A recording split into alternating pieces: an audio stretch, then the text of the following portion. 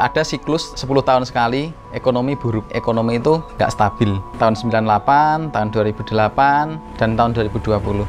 Makanya di situ saya siap-siap. 2020 saya nggak terdampak. Bahkan omset bisa lebih baik daripada sebelum pandemi. Dilihat dari sebelum-sebelumnya kejadian itu ya benar, ada benarnya juga. Tapi kalau sekarang nggak bisa dijadikan patokan.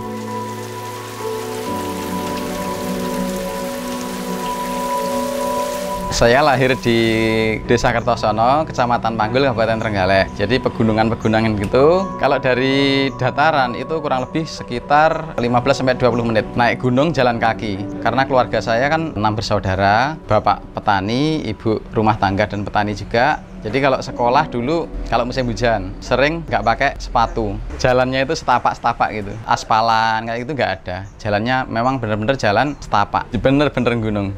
Awalnya setelah lulus sekolah SMK, itu saya bekerja di Bali sekitar tahun 2004 awal. Ikut showroom, itu jualan sepeda motor. Jadi saya nggak ada basic jualan sama sekali. Tapi karena nggak ada orang lain yang dipasarin di situ, terpaksa saya yang jualan. Ya sebisanya. Ya alhamdulillah pernah jualan sepeda motor merek Cina, itu penjualnya terbaik di Bali. Memang nggak terlalu terkenal namanya. Saya bekerja di showroom itu nggak terlalu lama, Mas. Meskipun penjualannya bagus. Harusnya saya kembali setelah Idul Fitri, tapi saya memutuskan nggak kembali karena orang tua menyuruh saya ikut saudara buka percetakan di Surabaya. Hampir semua produk cetak itu dioper, jadi nggak ngerjain sendiri kecuali sablon. Nah kalau sablon itu saya sama kakak saya ngerjain setiap hari. Pengalaman di Bali itu saya sama bos saya itu ditekan, kamu harus bisa jualan, kalau nggak bisa jualan teman-temanmu makan apa gitu. Ya terpaksa kita harus jualan. Saat kerja ikut kakak saya itu, kakak saya kalau kerja itu ya apa adanya, yang datang itu dikerjakan. Jadi nggak ada mencari ide supaya laris itu gimana, itu nggak ada terobosan baru. Buka di pinggir jalan, ngenteni kerjaan yang datang, ya wis gitu tok. Karena saya terbiasa di Bali itu cari ide gimana supaya jualan laku. Selama kerja itu saya selalu berusaha mencari inovasi baru. Bagaimana supaya saya itu nggak nganggur, karena banyak nganggurnya. Kadang full, kadang nganggur. Ketika nganggur, saya pusing malahan. Ini gimana supaya laku? Langganan lumayan banyak, repeat order gitu. Tapi karena kakak saya itu monoton kerjanya, permintaan konsumen itu banyak yang nggak terpenuhi menurut saya. Saya tinggal di tempat kakak saya itu 4 tahun. Karena kakak saya itu nggak mau kalau model-model kayak gitu. Akhirnya saya berinisiatif untuk buka usaha sendiri.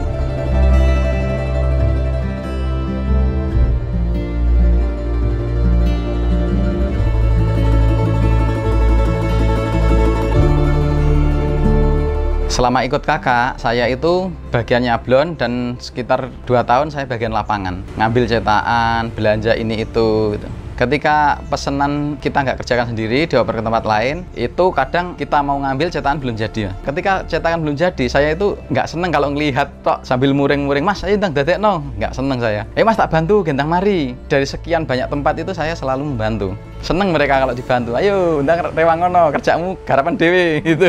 Seneng gitu. Karena kalau saya hanya menyuruh aja, ya sama aja nanti lama. Sedangkan kerjaan harus cepat sampai rumah. Kalau sampai rumah kita juga cepat istirahat. Ketika tanggal saya putuskan untuk resign, ternyata saya posisi nggak punya uang.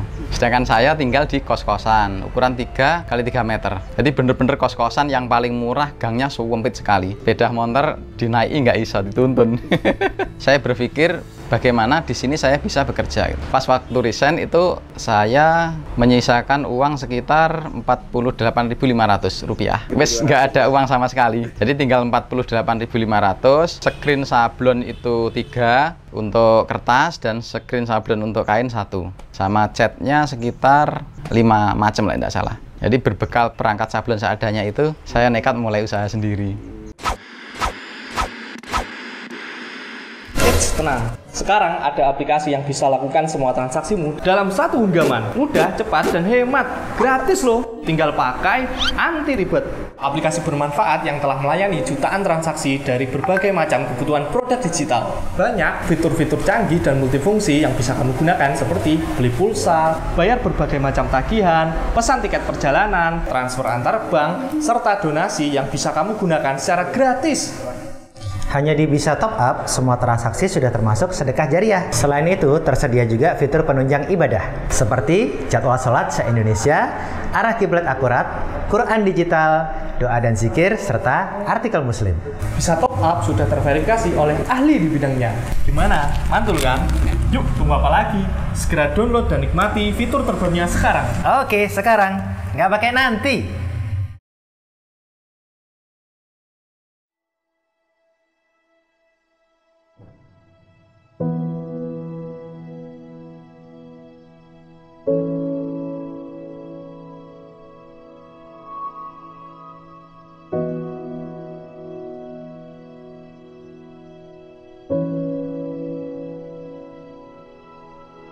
Awalnya berpikir, oh gampang nyari order gitu. Tapi begitu saya resign, ternyata posisi nggak punya duit, bingung akhirnya. Dari situ saya main ke langganan kakak saya. Orang ini sudah nggak ke tempat kakak saya selama 3 tahun. Dia bikin label stiker thinner itu dikerjakan sendiri. Karena hasilnya lebih bagus katanya. Ngobrol-ngobrol malam-malam gitu. Saya tanyai kendalanya apa? Kok nggak ke tempat kakak saya? Harganya mahal, yang pertama. Yang kedua, kebutuhannya nggak banyak. Akhirnya di print sendiri. Kemudian saya tawari, Mas, efisiensi kerja kenapa nggak dirubah ke bahan yang lebih bagus gitu. Loh, yang itu kemahalan kok, kenapa lebih bagus? Sekali transaksi di tempat kakak saya itu sekitar 140.000. Itu label thinner. Setelah saya ngobrol-ngobrol tadi, Mas, kenapa nggak bikin stiker? Langsung ditempel enak, warnanya lebih bagus. Loh, mahal nanti. Ya selisih lah, tapi nggak seberapa. Dari dulunya transaksi sekitar 140.000 dengan jumlah sekitar 5.000 piece, itu saya tawari menjadi 1.400.000 dengan jumlah yang sama. Akhirnya setelah saya edukasi, mau dan deal. Nah, dari situ saya dapat keuntungan lumayan. Akhirnya saya bisa bertahan untuk beberapa minggu ke depan. Tapi saya nggak punya duit. Saya pinjem kakak, ke rumah kakak naik sepeda motor, saya pinjem 800.000. Saya komitmen ini nanti saya kembalikan 1 minggu. Dari total 1.400.000 itu modal kurang lebih 750. Jadi keuntungannya kan lumayan. Bagi saya itu waktu itu lumayan banget karena jarang-jarang pegang uang banyak. Mendongkrak penjualannya luar biasa. Sebelumnya penjualnya segini-gini aja. Ketika saya kasih ide itu penjualnya luar biasa.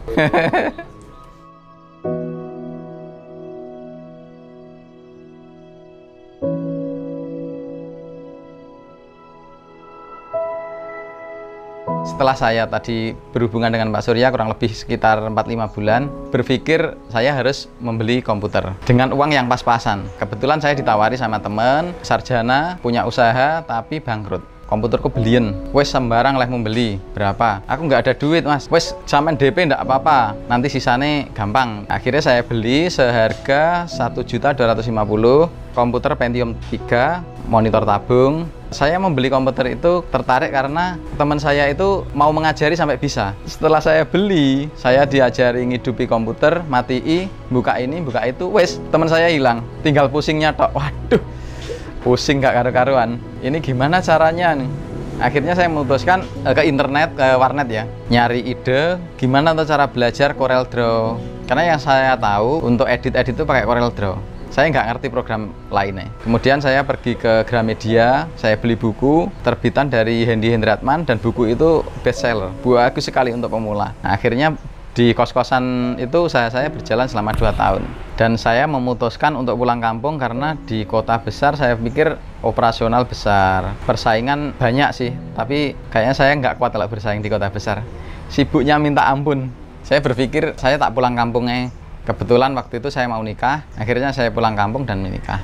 Jadi saya kenal sama istri saya yang sekarang itu, saya kenal dari temennya, dari keluarga yang sangat-sangat sederhana.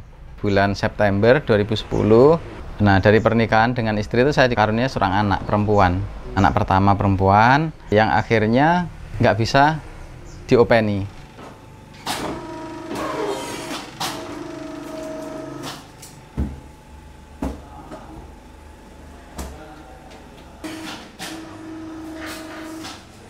Jadi dengan adanya anak itu bener-bener semangat kerja itu lebih tertata.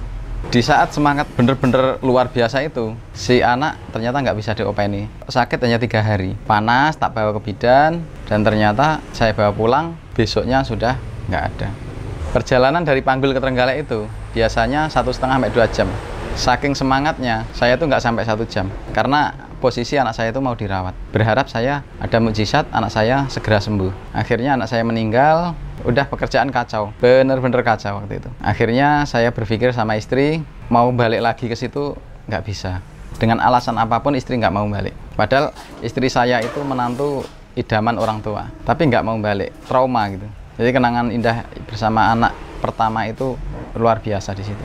Jadi kita nggak di rumah mertua sana, nggak di rumah orang tua sini, kita nengah. Dari situ akhirnya saya memutuskan untuk di kos-kosan, ngontrak lagi. Tempat usaha saya itu, saya sebenarnya punya 1 karyawan. Akhirnya saya tinggal. Pekerjaan dikerjai sama karyawan. Saya juga nggak pulang ke rumah orang tua saya karena masih trauma. Jadi setiap hari itu dibayangi anak, terbayang-bayang terus. Jadi bener-bener semua habis ketika anak meninggal itu. Karena semangatnya juga habis, hilang. Setelah anak nggak ada, mau nggak mau kita harus menata untuk masa depan. Kita nggak boleh larut terus dalam kesedihan. Di Trenggalek Kota itu saya ngontrak waktu itu harga 3 juta per tahun. Selama 2 tahun saya ngambilnya. Tapi saya nggak punya duit, hanya punya 1,5 juta. Nah saya nego, Bu, saya ada uang 1,5 juta. Saya mau ngontrak 2 tahun, boleh ndak? Berapa 2 tahun? 7 juta. Saya ada 1,5 juta. Sisanya gimana? 5 bulan. Ya wes, nggak apa-apa. Alhamdulillah saya di situ boleh.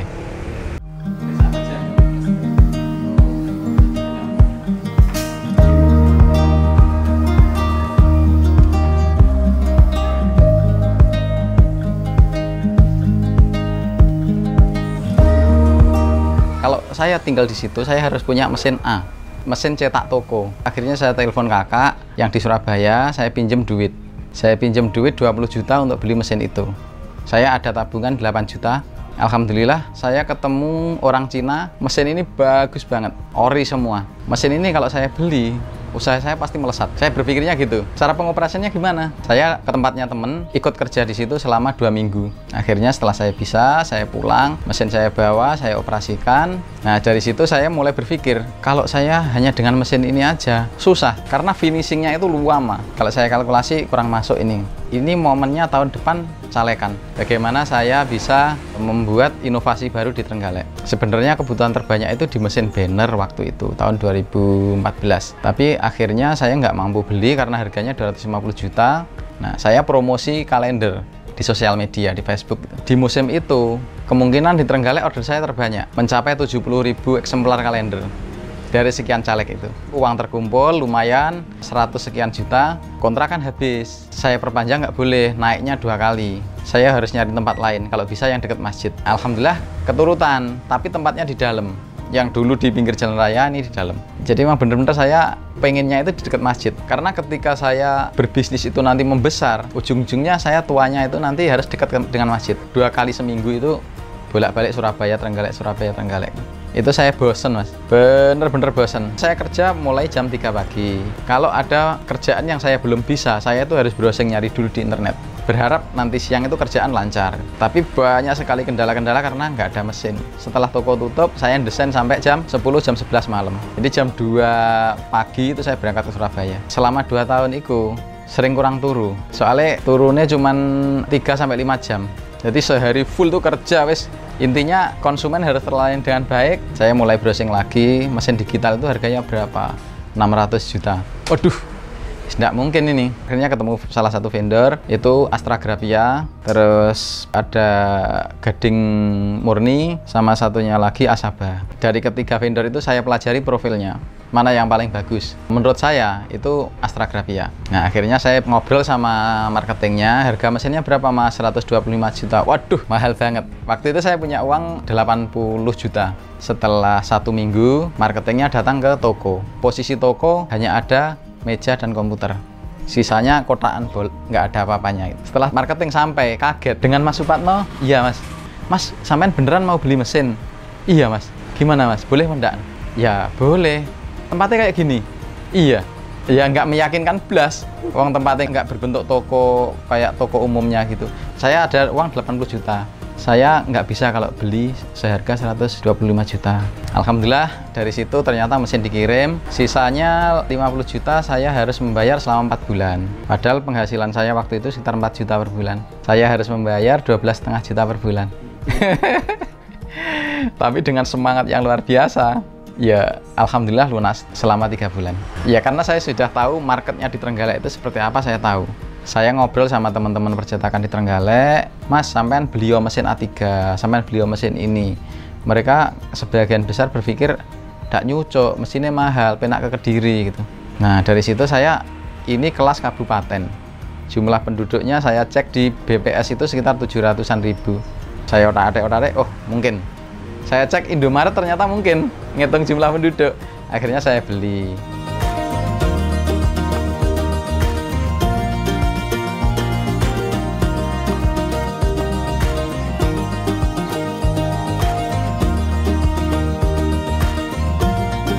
Pikiran saya sudah kemana-mana, saya harus beli mesin yang lebih besar. Sebelum ke Surabaya saya telepon ibu, Bu saya mau beli mesin harga sekian ratus juta, gimana? Mampu enggak? Insya Allah mampu. Kita cukup DP 20% dari harga mesin, sisanya kita angsur selama 5 tahun. Setelah mesin datang, mulai adem panas mas. Adem panas, engko piye cara ngangsurku, duit tinggal 9 juta. Aduh, sendera wedek mas, minta ampun. Sikile kayak nggak ngambah lemah mas, sangke wedine iku. Aduh, seumur-umur aku nggak pernah beli mesin mahal. Weteng mules pengen BAB sampai nggak iso mas. Bener-bener ndredeg minta ampun. Sampai seminggu ndredeg gitu mas. Wong penghasilan cuma 8 juta, angsuran 17 juta, piye carane? Saya seumur-umur nggak pernah berhutang berlebihan, kok ini sekali berhutang ini minta ampun hampir 1 M. Setelah 3 bulan itu, saya mulai ngangsur pertama, alhamdulillah. Setelah angsuran pertama, saya niatkan dengan istri, ngobrol sama istri itu, Dek, iki 17 juta selama 5 tahun, swidak wulan. Awake dhewe nggak iso terus-terusan ngangsur kayak gini. Aku ndak sanggup, greges awakku. Ndredeg pokoknya bendina lagi sini ndredeg. Jadi cemas, khawatir. Jadi nek malam itu wis tidur ndak enak, siang ndredeg wedi pertama dan terakhir ini. Saya berhutang di bank. Selama 4 tahun lunas. Saya niatkan untuk lunasi. Memang saya niati, saya usaha buat apa kalau banyak utang terus-terusan gitu. Jadi mindset saya masih seperti itu. Saya lebih baik nggak punya duit daripada punya utang. Tapi karena usaha sudah jalan ya harapannya usaha bisa berkembang walaupun tanpa utang. Jadi di masa pandemi kemarin alhamdulillah banyak sekali yang produksinya turun drastis, terjun payung ya. Jadi saya sempat di awal pandemi itu karyawan saya masukkan shift. Jadi seminggu itu saya bagi 2, hari ini masuk, besok libur, hari ini masuk, besok libur. Tapi itu hanya berlaku 1 minggu mas, karena setelah itu kerjaan masih lumayan dan saya berpikir saya nggak mungkin ngurangi karyawan, saya nggak mungkin memotong gaji karyawan karena di samping saya ada cadangan untuk membayar. Jadi kasihan, misalkan gaji mereka juga nggak seberapa, kalau kita potong kan habis. Alhamdulillah 1 bulan pertama karyawan memang ada potongan, tapi paling 100-200 ribu itu. Alhamdulillah seterusnya nggak ada potongan sama sekali. Di saat yang lain turun drastis pekerjaannya, saya sudah berpikir sebelum pandemi itu jualan stiker, target saya Jabodetabek. Nah akhirnya saya beriklan di Facebook, saya targetnya ke sana. Alhamdulillah penjualan lumayan luar biasa. Pandemi nggak kerasa, sekitar 5 bulan saya masih bisa beli mesin. Saya beli mesin, ada kolator, ada mesin offset, masih bisa bangun rumah sampai selesai. Harusnya saya nggak beli, itu saya beli di masa pandemi itu. Tahun pertama pandemi saya beli 2 mesin offset, itu ya mungkin 100-an juta lah. Setelah itu saya beli lagi mesin DTF, itu ya sekian ratus juta. Pandemi ini nggak terlalu ngefek bagi saya. Ya ada sih penurunan awal-awal, tapi seterusnya itu naik. Bahkan dari pernah mencapai rekor lumayan tertinggi daripada omset saya sebelumnya, bulan-bulan sebelum pandemi. Jadi saya berpikirnya tahun 2020 itu ekonomi akan buruk. Saya pernah baca artikel di internet, itu prediksi 2020 buruk ekonominya. Makanya saya 2019 itu benar-benar menabung. 2020 terjadi pandemi, dan saya sudah mempersiapkan itu semua. Kalau misalkan saya nggak membaca artikel itu, paling wis habis. Sama teman-teman yang lain, drop kerjaannya. Ada siklus 10 tahun sekali ekonomi buruk, 10 tahun sekali ekonomi itu nggak stabil. Tahun 98, tahun 2008, dan tahun 2020. Makanya di situ saya siap-siap. 2020 saya nggak terdampak. Bahkan omset bisa lebih baik daripada sebelum pandemi. Dilihat dari sebelum-sebelumnya kejadian itu ya benar, ada benarnya juga. Tapi kalau sekarang nggak bisa dijadikan patokan.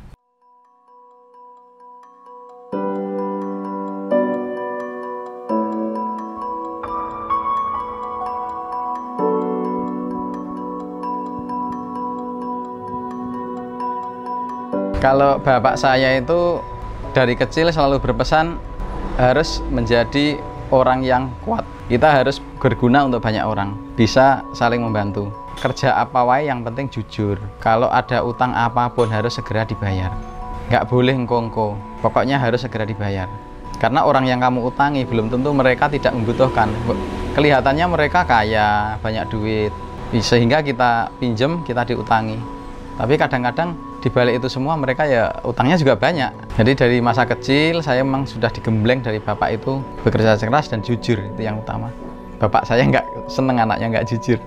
Masa kecil saya itu berhubung rumah saya itu di gunung Mas ya. Samping rumah bapak itu gampeng tinggi sekitar 8 meter. Jadi kalau musim hujan itu kadang rumah itu kelongsoran. Sering itu. Kita tidur itu di sampingnya gampeng itu kadang kelongsoran juga. Saya ingat betul ketika hujan-hujanan itu saya sering bermain dengan adik. Ketika bapak pulang, kalau kita belum mandi, belum siap-siap gitu, ngamuk bapak itu. Nyari seadanya kayu, diuber Mas. Diuber, sebenarnya bapak itu orangnya baik. Dia nggak mungkin nyeples. Tapi nek tahu anaknya nggak nurut, itu diuber Mas. Sampai ngubengi rumah itu. Saya kalau kecil itu bener-bener bapak pulang dari itu harus siap. Sudah mandi, sudah siap-siap ngaji. Karena yang ngajari ngaji bapak saya sendiri. Nggak ada TPA Mas waktu itu. Yang ngajari bapak. Nek kita belum siap, ngamuk bapak. Itu momen yang nggak bisa dilupakan menurut saya. Bapak saya ngajari anaknya itu walaupun posisi capek apapun dia ngajari ngaji. Untuk anak-anaknya supaya anak-anaknya ini tetap dekat dengan agama. Saya Supatno dari Anugerah Print Shop yang bergerak di bidang percetakan dan digital printing. Assalamualaikum warahmatullahi wabarakatuh. Waalaikumsalam warahmatullahi wabarakatuh.